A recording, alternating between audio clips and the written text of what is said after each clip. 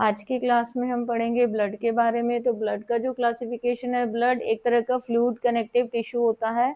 इसको river of life भी बोलते हैं। तो इसके अंदर होता है रेड कलर का पिगमेंट, हीमोग्लोबिन, जिसके कारण ब्लड का जो कलर होता है वो रेड होता है। ब्लड का क्लासिफिकेशन तो ब्लड में होती है प्लाज्मा एंड ब्लड कॉर्पस। तो प्लाज्मा जो है टोटल वॉल्यूम का 55% होती है, ब्लड कॉर्पस 45% होती हैं।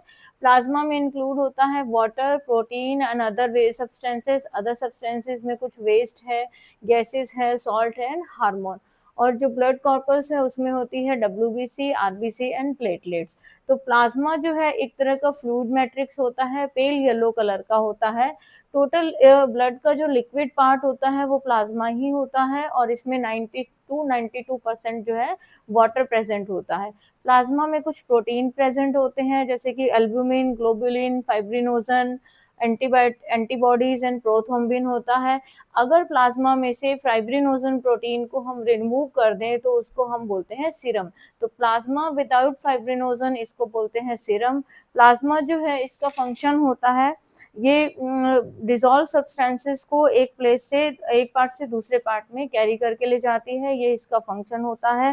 प्लाज्मा के अंदर एक एंटीकोगुलेंट हेपेरिन प्रेजेंट होता है, जो ब्लड इंपॉर्टेंट क्वेश्चन है, कई बार पूछा जाता है कि एंटीकोगुलेंट कौन सा प्रेजेंट होता है प्लाज्मा में, वो होता है हेपेरिन। तो नेक्स्ट है आरबीसी। तो आरबीसी है, इसको एरिथ्रोसाइट भी बोलते हैं।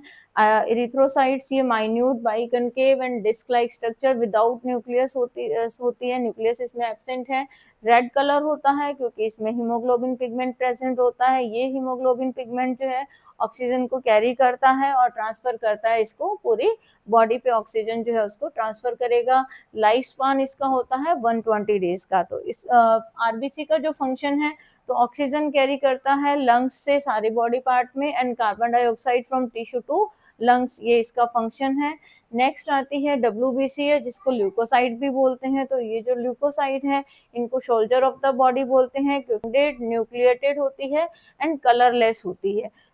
फंक्शन इसका है, ये फाइट करती है, जो भी इन्फेक्शन होता है या डिजीज होता है उसके अगेंस्ट फाइट करती है। जो भी जर्म्स होते हैं उनको ईटअप कर लेती है और प्रोड्यूस करती है केमिकल, जिसको हम एंटीबॉडीज भी बोलते हैं।